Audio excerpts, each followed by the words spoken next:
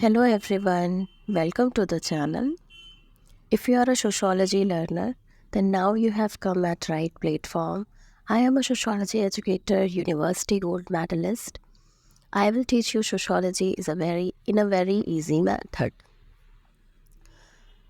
आज के इस वीडियो लेक्चर में we are going to solve ME second semester sociology methodology of social research paper of Kanpur university. तो आज के इस वीडियो लेक्चर में हम MA सेकेंड सेमेस्टर का मेथडोलॉजी ऑफ सोशल रिसर्च का पेपर सॉल्व करने वाले हैं। तो चलिए शुरू करते हैं। ये कुछ इंस्ट्रक्शंस हैं, इन्हें आप रीड आउट कर सकते हैं। मे बी कोई भी एग्ज़ाम में कुछ नया अपडेट हो तो इंस्ट्रक्शंस को ज़रूर पढ़ लें। अभी नॉर्मल इंस्ट्रक्शंस यही है कि आपको 100 क्वेश्चन दिए जाते हैं, उसमें आपको 75 क्वेश्चंस को अटैम्प्ट करना होता है। ये आपकी बुकलेट सीरीज़ है, ABCD ऐसे करके XYZ भी हो सकती है।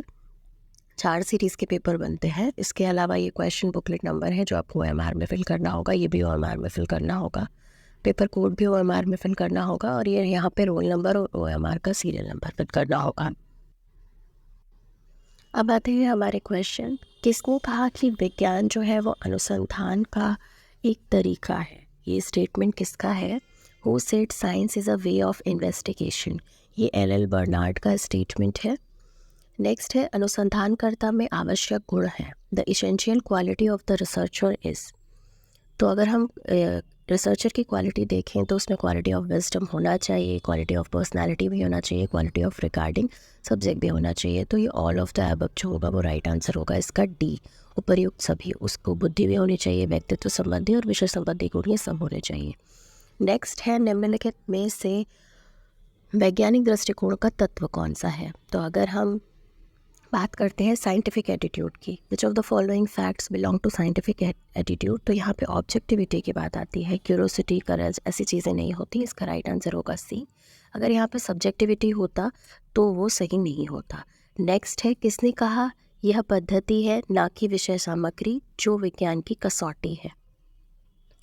ये स्टेटमेंट किसका है? Who said it is approach rather than content that is the rest of science? ये जो स्टेटमेंट है ये आपके 20 इंच का है। इसका राइट आंसर है A। नेक्स्ट क्वेश्चन है निम्नलिखित में से सामाजिक अनुसंधान का प्रेरक तत्व कौन सा है? सामाजिक अनुसंधान का प्रेरक तत्व विच of the following is inspiratory fact of social research? तो क्यूरियोसिटी फॉर अननोन, अज्ञात के प्रति जिज्ञासा।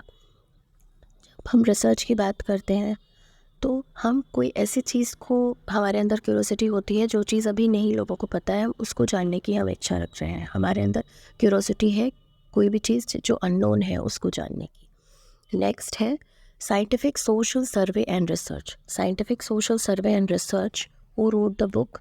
तो ये जो है आपका PV यंग है इसके राइटर। नेक्स्ट है निम्नलिखित में से सामाजिक अनुसंधान का प्रथम चरण कौन सा है? विच of the following is the first step of social research? तो ये जो होगा आपका सिलेक्शन ऑफ प्रॉब्लम। सबसे पहले हम अगर रिसर्च के लिए जा रहे हैं तो हमें कोई ना कोई एक प्रॉब्लम लेनी होगी और उस प्रॉब्लम पे फिर हम आगे बढ़ते हैं। हम फिर हम उसके ऑब्जेक्टिव्स रखेंगे, क्या हाइपोथेसिस रखेंगे, ऐसे करके हम आगे बढ़ते हैं। तो सबसे पहले हमें समस्या का चुनाव करना पड़ता है। तब हम, अगर हम सोशल रिसर्च की बात करते हैं तो फर्स्ट स्टेप या रिसर्च में भी हमें सबसे पहले एक प्रॉब्लम चुननी होती है। PV यंग जो है ये इंपॉर्टेंट थिंकर हैं, इनकी बुक्स हम और इनके स्टेटमेंट भी आप लर्न कर सकते हैं। इससे पहले भी रिसर्च का एक लेक्चर, एक रिविजन क्लास हमने ली है, उसमें हमने काफ़ी सारे क्वेश्चंस को डिस्कस किया था। अगर आपने नहीं देखा है तो वो आप देख सकते हैं। नेक्स्ट क्वेश्चन है प्रत्यक्षवाद चिंतन जगत का वह आंदोलन है जो जगत की व्याख्या पूर्ण अनुभव के आधार पर करता है। यह कथन किसका है? तो positivism is that movement in thought which rest all the interpretation of the word exclusively on the basis of experience. Who said that? ये किसने बोला है? तो ये जो है आपका स्टेटमेंट कॉम्टे का है। अगस्ट कॉम्ट आपके फादर ऑफ सोशोलॉजी थे। अगस्ट कॉम्ट आप जानते होंगे, उन्होंने ही सोशोलॉजी को एमर्ज किया था। पहले उन्होंने इसे सोशल फिज़िक्स बोला, बाद में उन्होंने सोशोलॉजी किया था। 1838 में हमारा सोशोलॉजी जो सब्जेक्ट था वो एमर्ज हुआ था और ये फ्रांस के थिंकर थे।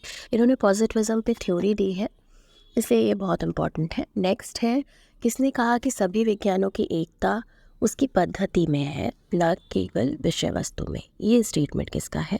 Who said that the unity of all sciences consist alone in its method not in its material. तो ये कार्ल पियर्सन का स्टेटमेंट है, इसका राइट आंसर होगा बी। नेक्स्ट है, निम्नलिखित में से निदर्शन का कौन सा आकार है? Which size of the following belongs to sampling. जब निदर्शन के आकार की बात आती है तो उसमें से कौन सा होगा? तो इसका राइट आंसर होगा डी। होमोजेनिटी भी होगी, प्रॉपर एक्यूरेसी भी होगी, पॉसिबिलिटी ऑफ रिप्रेजेंटेशन भी होगा। जो हम जब कोई भी सैंपल लेते हैं तो वो सजातीयता होनी चाहिए, उसमें परिशुद्धता भी होनी चाहिए और वो प्रतिनिधित्व भी कर रहा हो। नेक्स्ट है, गुणात्मक अध्ययन विधि जो होती है उसमें किसका प्रयोग किया जाता है? Which method is used in qualitative study. आपको पता है दो टाइप की स्टडीज़ होती हैं, क्वालिटेटिव और एक होती है क्वांटिटेटिव। तो क्वालिटेटिव में कौन कौन सी चीज़ें आती हैं? तो observation, interview, case study method, ये सारी चीज़ें आएंगी। इसका राइट आंसर होगा डी। नेक्स्ट क्वेश्चन है, पूर्णता वैयक्तिक अध्ययन पद्धति का मूल आधार है। ये स्टेटमेंट किसका है? पूर्णता जो है वो वैयक्तिक अध्ययन पद्धति का मूल आधार है, किसने कहा है? Who said the wholeness is the foundation of case study method. ये जो स्टेटमेंट है ये बीसेंट का है। इससे पहले भी बीसेंट का हम एक और स्टेटमेंट देख चुके हैं, तो ये इंपॉर्टेंट थिंकर है आपके रिसर्च में। नेक्स्ट है, समग्र के उस छोटे भाग को क्या कहा जाता है जो समग्र का प्रतिनिधित्व करता है? What is the smaller representation of larger whole called. जब हम कोई एक चीज़ को एज अ होल देख रहे होते हैं उसका हम छोटा रिप्रेजेंटेटिव जो होता है उसको कहते हैं सैम्पलिंग। फॉर एग्जांपल, अगर आपको कोई प्रॉब्लम है तो आप डॉक्टर के पास जाते हैं तो वो आपका पहले ब्लड टेस्ट करवाते हैं। ब्लड टेस्ट जो होता है वो आपकी पूरी बॉडी का जो ब्लड है उसका एक रिप्रेजेंटेटिव होता है। आपकी बॉडी से सिर्फ थोड़ा सा ब्लड का सैंपल लिया जाता है और उसको डायग्नोस करने की कोशिश की जाती है कि आपको क्या प्रॉब्लम है, तो वही सैम्पलिंग है। ऐसे ही अगर हम मार्केट में कुछ हमें लेना होता है, जैसे मान लीजिए राइस लेना है, तो राइस आप थोड़ा सा देख लेंगे और आप समझ पाएंगे कि कैसा होगा पूरा राइस, तो वो सैंपल होता है। नेक्स्ट है, उपकल्पना की वास्तविकता की जांच किसके द्वारा की जाती है? उपकल्पना की वास्तविकता की जांच जो है वो किसके द्वारा की जाती है?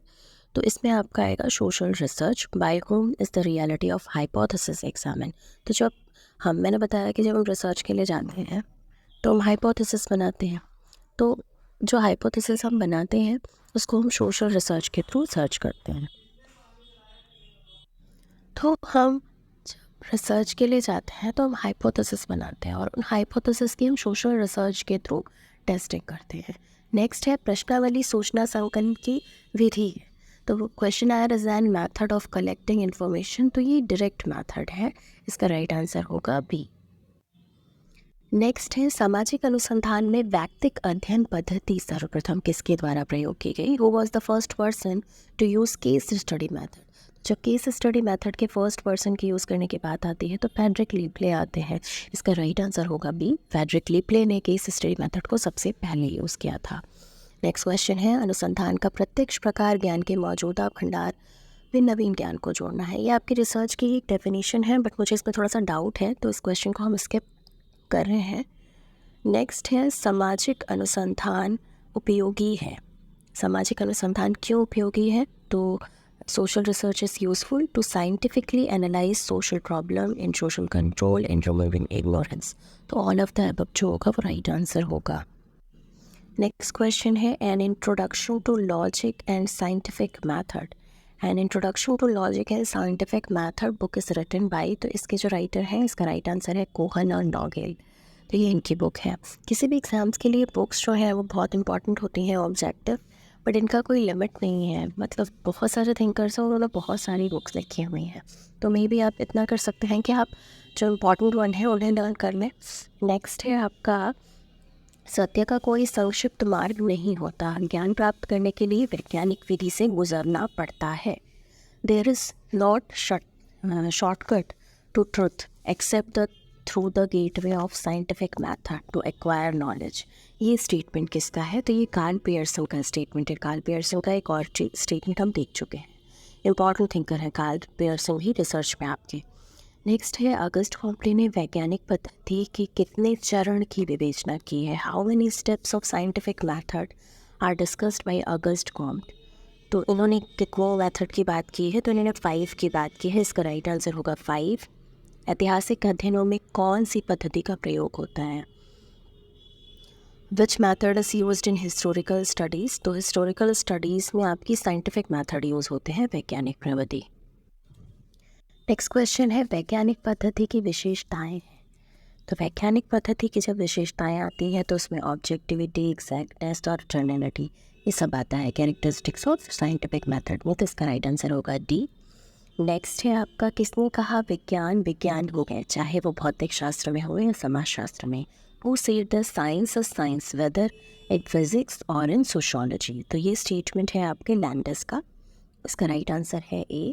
नेक्स्ट है गुडे एंड हैट ने प्राकल्पना के कितने प्रकारों का उल्लेख किया है। How many types of hypothesis are told by Goode and Hatt. तो इन्होंने 3 टाइप्स की हाइपोथेसिस बताई हैं गुडे एंड हैट ने। सिंपली आपने सुना होगा हाइपोथेसिस, एक होती है आपकी नल और एक अल्टरनेटिव, ये आपने सुना होगा। नेक्स्ट है परमाणु या तत्वों का निष्पक्ष रूप से परीक्षण करने की इच्छा और योग्यता ही वस्तुनिष्ठता है। Objectivity is the willingness and ability to examine proofs और फैक्ट्स।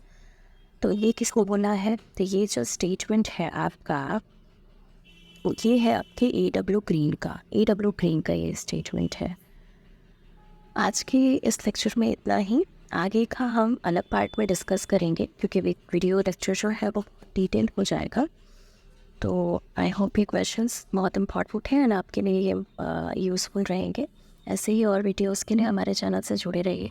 चैनल पे फर्स्ट टाइम आए हैं तो प्लीज़ सब्सक्राइब कीजिएगा, अपने फ्रेंड्स के साथ शेयर कीजिएगा। Keep learning and keep watching. Thank you so much for watching.